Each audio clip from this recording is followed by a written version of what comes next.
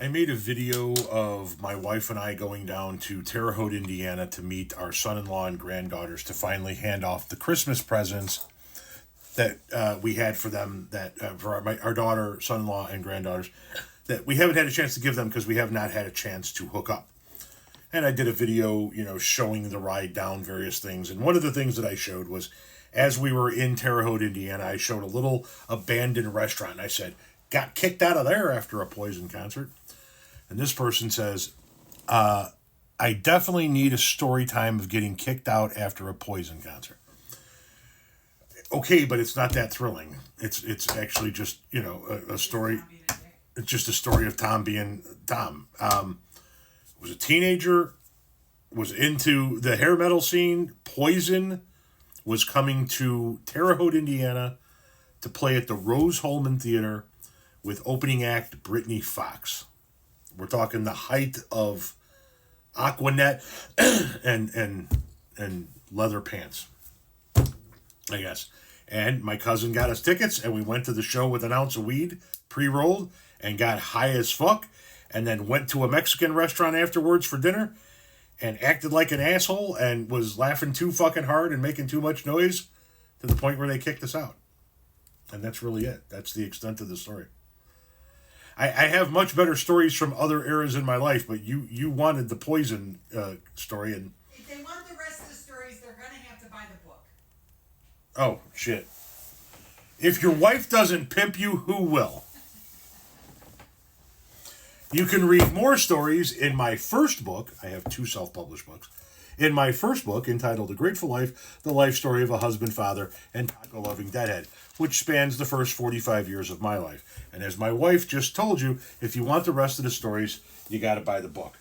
I always forget to pimp myself. I'm okay at pimping myself, but she is in full pimpage mode. Yeah, I don't want to work. And she is pimping me out to the highest bidder across the board. And part of it is buying the book. So go buy the damn book and read the rest of the stories. Well, wait. What? You still got the thing up? Yeah. Because in there it says if you sell 1 million... Oh, yes. It says in the cover, in the beginning of the book... Because he promised me, and I'm going to... This book is dedicated to my wife, Renee Ann Powell, who encouraged me to write it. Without her, my life would not only be vastly different. Wow, I'm having a hard time reading my own handwriting. But ultimately incomplete. She has not only been a partner in life since 1987, but she also has been and continues to be the best possible mother.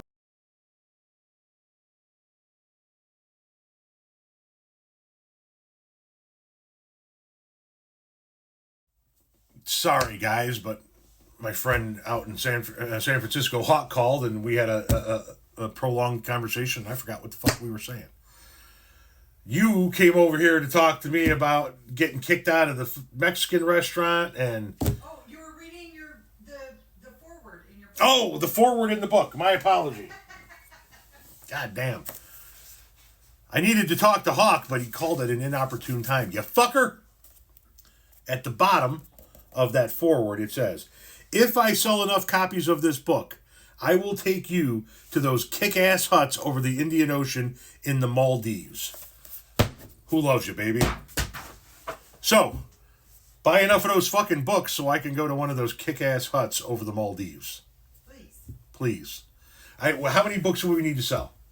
I make about, from a paperback copy, I make like $5 and some odd cents. Okay, so... 2 to 26 million copies sold. 10,000 copies sold. I need 10,000 of you fucking people to buy one paperback copy. But I have 2 books for sale. So while you're there, pick up a copy of both. Do a 2-for-1. Link in bio.